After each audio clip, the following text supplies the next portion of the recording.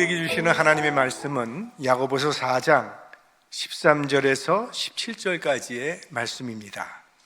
그렇게 길지 않으니까 우리 합독해 보도록 하겠습니다.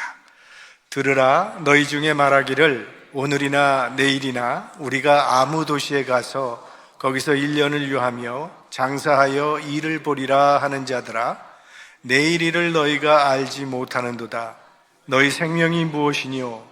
너희는 잠깐 보이다가 없어지는 안개니라.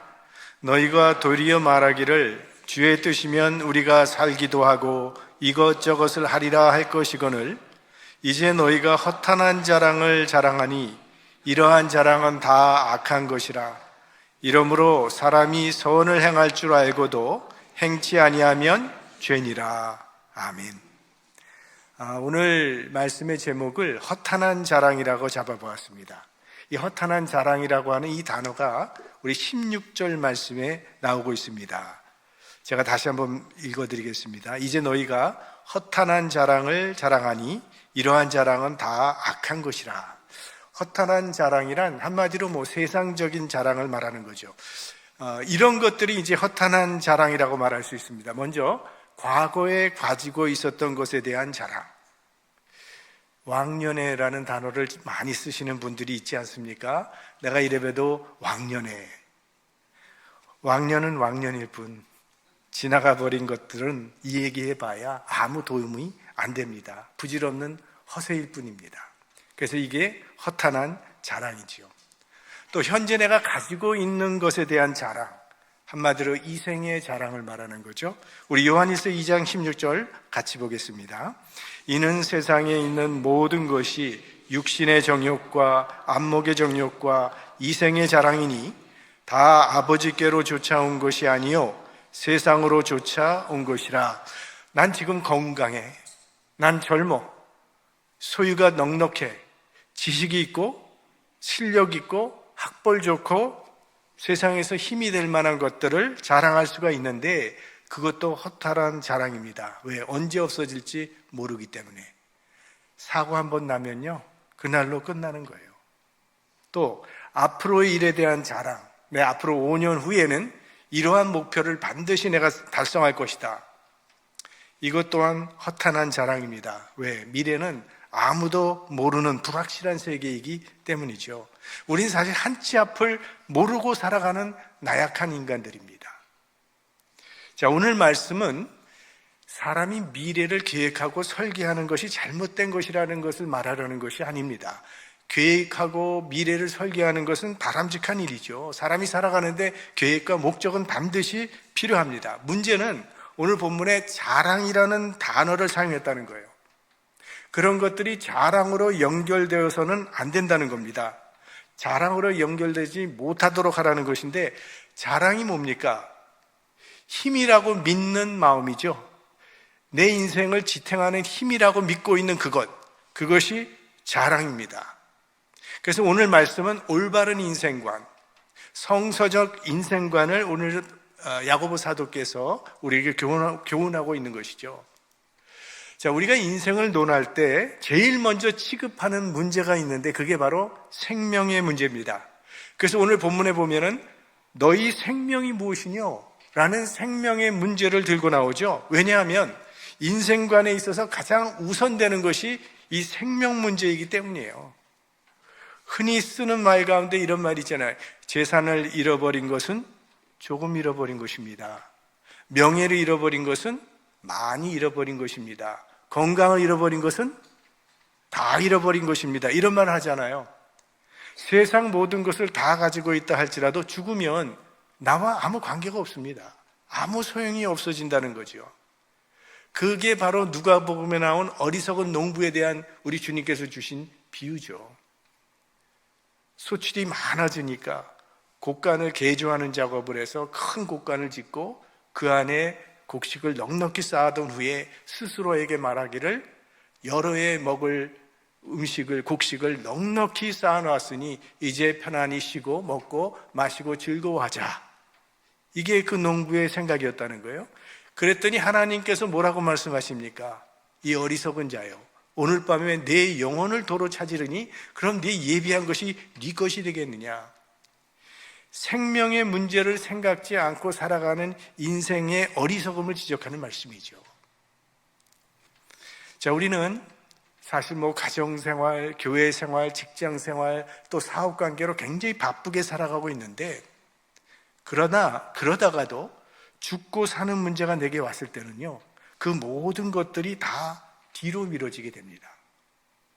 예를 들어서 우리 자식들, 부모는 이제 자식들을 키우면서 부모님들이 바라는 마음이 있잖아요. 우리 자녀들이 공부를 열심히 하고 공부를 잘해주기를 바라는데, 말을 잘 안 듣고 공부를 열심히 안 하면 속이 상하니까 해서는 안 되는 말도 자꾸 부모들이 한단 말이에요. 넌 도대체 누굴 닮아서 이 모양이냐? 누굴 닮았겠어요? 넌 커서 뭐가 되려고 이러냐? 혹은 아이들이 막 말썽을 펴서 속을 썩이면 또 싸움을 한다든지, 호기심으로 도적질을 한다든지 이러면 또 속이 상해서 정말 심한 말도 하지 않습니까? 넌 자식이 아니라 왼수다, 왼수. 너 때문에 나 도무지 못 살겠다. 자, 그러다가도 아이에게 어떤 심각한 건강 문제가 왔을 때는요, 공부 제대로 못하고 말썽 부리는 그런 문제들이 아무것도 문제가 되지 않게 된다는 거죠. 아이의 생명이 위태로워지기라도 하면 오직 건강 회복만이 부모의 관심이 되는 거죠. 다른 건 전혀 문제가 되지 않아요. 생명 문제가 최우선적이기 때문이죠. 아마 여기서 30, 40대는 모르겠지만 저 또래하고 저보다 좀 연세 많으신 분들은 옛날에 그 TV 광고 중에 이런 광고 있었던 거 기억하세요? 개구쟁이라도 좋다. 튼튼하게만 자라다. 원기소. 박노식 그 분이 나와서 그 기억하시는 분들 계실 거예요. 그때 참 은혜 많이 받았어요. 어린아이로. 나도 어른이 되면 저런 부모가 되어봐야지. 그랬었던 기억이 나는데요. 인생의 문제는 생명이 우선하는 진리가 있다는 거예요. 온 천하를 얻었다 할지라도 내 생명 잃어버리면 그게 무슨 유익이 있냐는 겁니다. 아무 소용이 없다는 거죠. 그러니까 우리 생명 그 자체가 천하보다 더 귀한 겁니다. 생명과 바꿀 수 있는 게 없어요. 그런데 그런 생명보다 더 중요한 것이 하나 있다는 겁니다. 그게 영혼의 문제예요. 그래서 때로는 이 영생을 위해서 자기 이 지상의 생명을 초계처럼 버리기도 하잖아요. 그러니까 생명보다 더 귀한 것은 영혼밖에 없어요. 어떤 사람이 세상에서 정말 찢어지게 가난하게 살다가 병이 들어서 아주 젊은 나이에 이 세상을 떠났어요. 참 불행한 일이면 틀림이 없습니다. 하지만 만약 그 사람이 이 세상을 떠나서 천국을 소유해서 영생을 누리고 있다면 이 세상에서 고난받은 것이 그렇게 큰 문제가 되지는 않을 거라고 생각을 합니다. 물론 인간적으로는 좀 섭섭하죠. 그렇지만 영생을 누리고 있다면 하나님의 나라에서 이 지상의 삶을 생각하면서 그렇게 억울할까요? 그렇게 큰 문제는 되지 않을 거라고 생각이 돼요. 반면에 아무리 이 지상에서 좋은 것을 세상 부귀영화를 다 누린다 할지라도 그 사람이 죽어서 지옥에 간다면 이 세상에서 누린 것이 그런 삶이 무슨 유익이 있겠는가 하는 것입니다. 그게 부자와 나사로의 비유 아니겠습니까? 부자는 날마다 파티를 하면서 잘 먹고 잘 살며 즐기면서 살다가 죽었는데 지옥을 갔고, 거지 나사로는 찢어지게 가난하게 살지만 죽어서 하늘나라에 갔다는 거예요. 자, 둘 중에 누가 더 행복한 사람입니까? 말 안 해도 당연히 답은 나오는 거죠. 그러니까 사실 조금 일찍 죽고 조금 늦게 죽는 건 별 차이가 없습니다. 성경은 그러죠. 우리 연수가 70이요 강건하면 80이라 그랬어요. 요즘은 100세 시대가 되었죠. 그런들 100세가 되든 120세를 살든 이게 영원이라고 하는 시간과 비교해 볼 때 그게 뭐냐 이거예요. 우리가 영원이라는 것을 한번 태평양 바다의 물이라고 가정을 해보고, 그렇다면 우리 인생은 아마 물 티스푼 하나 정도의 분량도 안 될 것 같은 그게 인생이죠. 그러므로 인생의 가장 중요한 문제는 천국을 소유했느냐는 거예요. 영혼의 준비가 되어 있느냐. 뭐 다른 은퇴 준비는 제대로 못했다 할지라도 영혼의 준비만은 정말 잘해야 합니다. 아주 술을 좋아하는 두 친구가 있었습니다. 만나면 매일 술이에요. 뭐 그날도 만나서 술을 하는데 2차, 3차, 한국에서 뭐 2차, 3차 그렇게 가잖아요. 2차, 3차까지 그렇게 늦게 마시고도 또 이번에는 우리 집에 가서 더 마시자고 해서 그 친구를 끌고 자기 집에 새벽에 쳐들어간 거예요. 그래서 아내가 자는데 아내 깨워서 술상 차리라고, 안주 내오라고.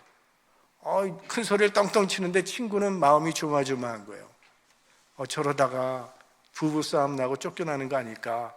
그래서 마음이 좀 졸이면서 조마조마한데 예상외로 그 부인이 싫은 기색 하나도 아니하고 너무너무 친절하게 술상을 내오고 안주를 내오고 그러면서 너무너무 친절하게 잘해주더라는 거예요. 그래서 친구가 그랬대요. 부인 정말 대단하십니다. 어떻게 불평 한마디 없이 이렇게 술주정을 잘 받아주십니까?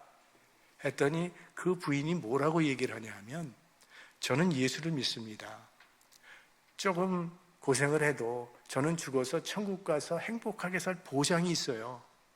근데 제 남편은 예수를 안 믿어요. 지옥 갈 불쌍한 사람이에요. 어차피 지옥 갈 사람 세상에서라도 하고 싶은 거 실컷 하고 가라고 이렇게 잘해주는 거예요. 그 말에 두 사람 술 맛이 싹 가셨고 그 다음 주부터 교회 나가기 시작했다고 합니다. 자, 그런 관점에서 야고보 사도는 지금 사람들이 살아가는 문제를 거론하고 있는 겁니다. 자, 13절 말씀 같이 보겠습니다. 들으라, 너희 중에 말하기를 오늘이나 내일이나 우리가 아무 도시에 가서 거기서 1년을 유하며 장사하여 일을 보리라 하는 자들아. 여기 네 가지 계획이 나와요. 도시에 가서 1년을 유하며 장사를 해서 돈을 벌리라. 네 가지의 계획을 이 사람이 갖고 있어요. 아주 치밀한 계획입니다. 좋은 계획이에요. 뭐 도적질 하겠다는 게 아니잖아요. 좋은 계획이죠. 목적을 세워서 내가 열심히 일을 해보겠다는 건데, 그럼 무엇이 문제인가? 15절을 보겠습니다. 너희가 도리어 말하기를 주의 뜻이면 우리가 살기도 하고 이것저것을 하리라 할 것이거늘. 하나님에 대한 의식이 없다는 점입니다. 하나님의 뜻이 전혀 고려되고 있지 않다는 사실이에요. 마치 하나님의 뜻은 생각지 아니하고 자기 인생을 자기가 책임질 수 있는 것처럼 이렇게 말하고 계획하고 있다는 거죠. 이게 하나님 앞에서 얼마나 큰 교만이냐는 그런 말씀입니다. 나폴레옹이요, 러시아를 침공하려고 계획을 세울 때 그 충신이 극구 말렸다고 합니다. 이건 안 될 것 같아서 그렇게 말렸는데도 나폴레옹이 하도 고집을 부리니까요, 그렇게 충고를 했대요. 폐하, 사람이 계획은 세울지 모르지만 이루시는 분은 하나님이십니다. 그랬더니 나폴레옹이 나는 계획도 세우고 이루기도 한다. 큰 소리를 쳤다는 거예요. 그리고 50만 대군이 쳐들어갔잖아요. 살아나온 군사가 10,000명도 안 됐다 그래요. 우주에는 자연 법칙이 있죠. 이 자연 법칙에 순응해서 살아갈 때 평화로운 삶을 살 수가 있어요. 물고기는 물에서 살아야지 물을 떠나서는 살 수 없는 것이고, 기차는 철로 위를 달려야지 철로를 탈선하면 사고를 내는 거죠. 갈 수가 없는 것처럼 우리 인간은 하나님의 뜻을 벗어나서는 살 수 없는 존재라는 거예요. 그래서 사도 바울의 편지를 우리가 읽어보면요, 아주 자주 나오는 말 중에 하나가 하나님이 허락하시면, 이런 단어가 많이 나옵니다. 자, 고린도전서 16장 7절 말씀 볼까요? 주께서 만일 허락하시면 얼마 동안 너희와 함께 유하기를 바람이라. 이게 난 마음인데 함께 있으면 좋겠는데 하나님이 허락하시면 그렇게 하겠다 이거예요. 그 다음에 사도행전 18장 21절, 만일 하나님의 뜻이면 너희에게 돌아오리라. 이게 바울의 마음이었어요. 하나님의 뜻이면, 하나님이 허락하시면 모든 결정이 하나님께 달려있음을 인정하고 살아갔다는 거죠. 언제나 겸손하게 하나님의 뜻을 앞세우며 살아갔어요, 바울은.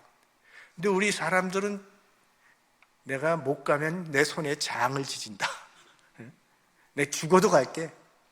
사실은 이런 말들이 우리의 분수에 지나치는 말들이에요. 이것은 사실은 하나님 믿지 않는 사람에게만 해당되는 것이 아니라 하나님을 믿고 사는 사람들에게 해당이 되는 거예요. 야고보 사도는 사실은 예수 믿는 사람에게 편지를 쓴 거니까 우리가 말로는 하나님을 인정하고 살아가고 있지만 하나님을 믿는다고 말하면서도 실제적인 생활은 하나님 없는 사람처럼 살아가는 경우가 얼마나 많은지 모릅니다. 이거를 우리는 실천적 무신론자라고 그러죠. 실천적 무신론자. 우리 교회 일 좀 해봅시다. 아이들 지금 키워야 됩니다. 아이들 몇 년 동안은 키워놓고 그 다음에 또 아이들 시집장가 보내놓고 그 다음에 그 아이들 손주 좀 본 다음에 인생이 자기 계획대로 될 것처럼 말을 하는데 우리는 내일 일을 모르는 사람들이에요. 그저 하나님의 백성들은 우리 주님의 뜻을 겸손히 받아들이고 그 뜻에 순종하며 살아가야 합니다. 자, 이 사람의 문제, 첫 번째 문제는 하나님의 뜻을 전혀 자기 인생에 고려하고 있지 않다는 거예요. 또 한 가지, 이 본문에 장사하겠다는 사람의 또 한 가지 문제가 있습니다. 이 사람은 생명의 문제를 고려하고 있지 않다는 점입니다. 생명은 반드시 끝이 있습니다. 이것만큼 확실한 통계는 없어요. 100명 태어나면 100명 죽는 것이 통계입니다. 가장 확실한 통계예요. 언제 죽을지는 모르죠. 그러나 죽는다는 사실 하나만은 확실하고 사실이죠. 자, 그럼 성경이 보는 인생관이란 뭔가? 14절 말씀 보겠습니다. 내일 일을 너희가 알지 못하는도다. 너희 생명이 무엇이뇨? 너희는 잠깐 보이다가 없어지는 안개니라. 인생이 잠깐이라고 말을 합니다. 어떤 집사님이요, 한국에서 꽤 큰 기업을 운영하시다가 이제 미국에 이민을 오게 되셨는데, 미국에 이민 와서는 사실 한국과의 삶이 많이 단절돼 버리잖아요. 그래서 생계를 위해서 조그만 가게 하나를 운영하셨어요. 근데 그게 좀 마음에 안 드셨던 거예요. 한국에서 살았던 거랑 자꾸 비교해 보니까. 그래서 이 집사님이 이거 젊은 놈이 못해 먹을 짓이라고 아내 앞에서 그랬더니 아내가 그 말을 듣고 웃음이 서져요. 저희가 아직 젊다고 생각하는 남자보다고 60이거든요, 나이가.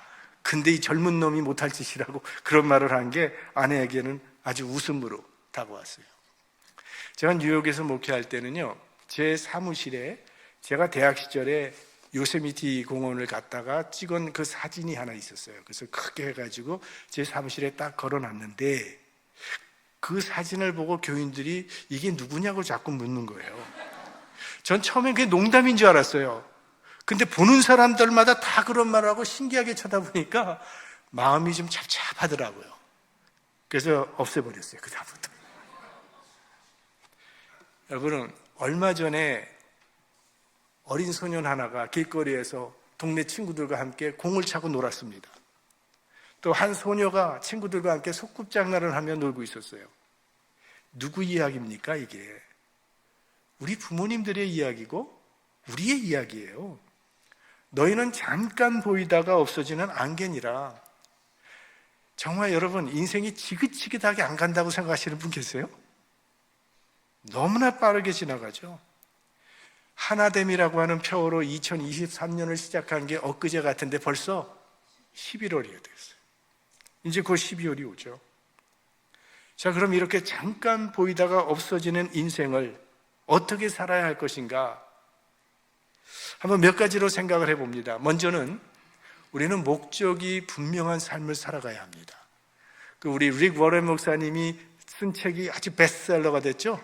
목적이 이끄는 삶. 아마 우리 교회에서도 이거 가지고 한번 했을 거라고 그렇게 생각이 되는데요. 옛날 과거에 언젠가 그 TV에서 그 저축한 사람을 좀 이렇게 인커리지 하기 위해서 그 시상을 한 그 프로그램이 있었어요. 그 남대문 시장에서 지게로 남의 짐을 실어다 주는 일을 하는 사람이 한 해에 무려 5천만 원을 저금을 했습니다. 굉장한 돈이잖아요. 지게꾼이 5천만 원을 저금을 했으니까. 그래서 그 은행에서 한 건지 모르지만 아무튼 그분을 불러내서 이분에게 상금과 상패를 주는 그런 프로그램이었어요. 근데 그 사회 보는 사람이 5천만 원이나 적금을 했는데 이 돈을 가지고 뭘 하실 겁니까? 했더니 주저하지 않고 말하는 게 저금해야죠. 내년에도 5천만 원을 더 벌어서 제가 1억을 만들 겁니다. 그랬더니 그래요? 그럼 1억 갖고 뭐 하실 건데요? 저금해야죠. 그 다음에 1억 5천만 원을 만들겠습니다. 이렇게 나오는 거예요. 자, 열심히 일하고 검소하게 살면서 저금한다는 것 좋은 일이죠. 그러나 무엇을 하겠다는 목적이 없이 계속 목적이 의식이 없이 살아가는 것은 그건 참 무의미한 것이 아닌가 하는 거죠. 하나님께서 우리 인간에게 주신 목적이 있습니다. 그게 웨스트민스터 신앙고백 제1조로 나오는 거예요. 인간의 제일 가는 목적이 무엇이냐? 기억나시죠? 하나님을 영화롭게 하고 영원토록 그분을 즐거워하는 것이다.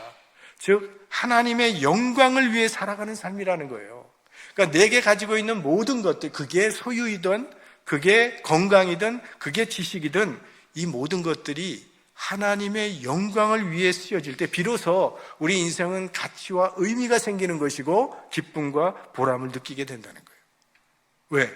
우리 생명 자체가 온 천하보다 귀한 것이니까. 이렇게 귀한 것을 돈을 위해서, 명예를 위해서, 인기를 위해서 바친다고 하는 것은 이거 손해보는 장사라는 거죠. 우리 생명보다 더 귀한 건 하나밖에 없어요. 오직 하나님 한 분뿐이에요. 하나님 외에 다른 것에 우리의 인생을 바치는 것은 이건 다 소모예요. 이건 낭비라는 거니까요. 우리 모두 하나님의 영광을 위해 살아갈 수 있기를 바랍니다. 또 하나는 오늘 해야 할 일은 우리 오늘 하면서 살자는 거예요.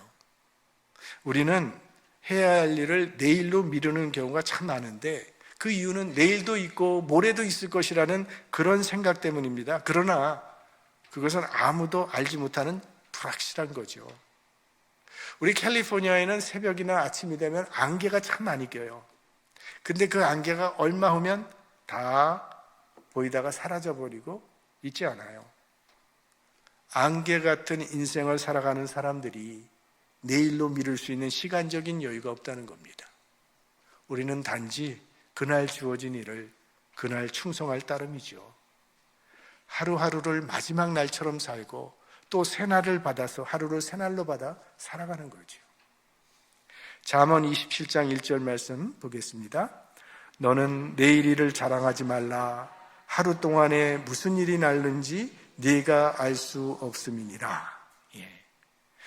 그 유명한 톨스토이가 인생의 3가지 질문에 대답한 유명한 말이 있지 않습니까?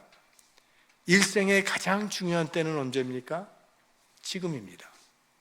일생의 가장 중요한 사람은 누구입니까? 지금 내가 만나는 사람입니다. 일생의 가장 중요한 일은 무엇입니까? 지금 내가 만나는 사람에게 최선을 다하는 일입니다. 다 지금이라는 거예요. 오늘 내게 주어진 그 일을 충성으로 감당하는 사람, 그 사람이 지혜자라는 거죠.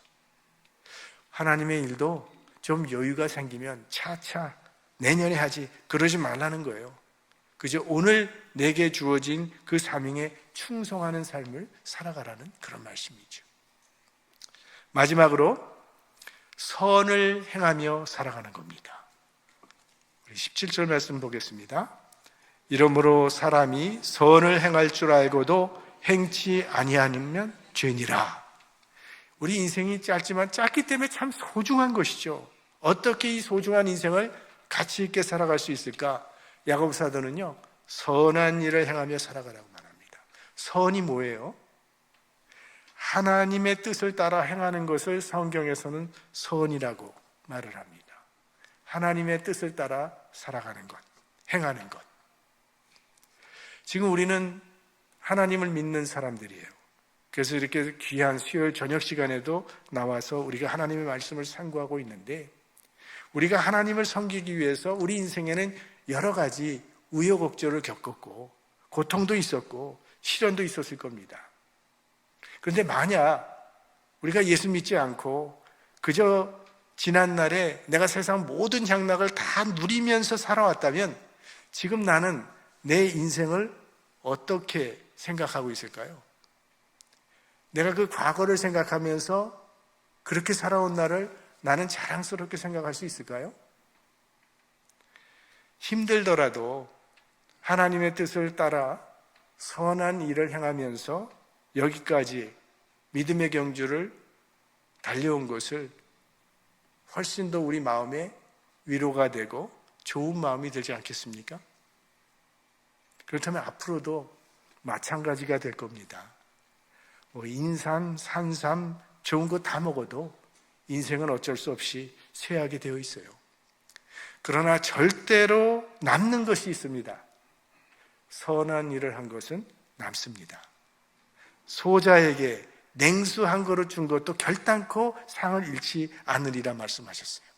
그러니까 선한 일은요, 이 생이 아니라 저생에도 약속이 있는 영원한 상급이 됩니다. 그러니까 장사 중에 가장 정말 남는 장사는요, 선한 일을 한 거예요. 우리는 이 땅에서 잠시 살다가 사라져버릴 허무한 존재가 절대 아닙니다. 하나님은 우리에게 하나님의 나라에서 영원히 살 수 있는 영원성의 가치를 우리에게 부여해 주셨어요. 이 땅에서의 여러분의 삶이 영원한 하나님의 나라로 연결되는 가치 있는 삶이 될 수 있기를 우리 주님의 이름으로 축원합니다.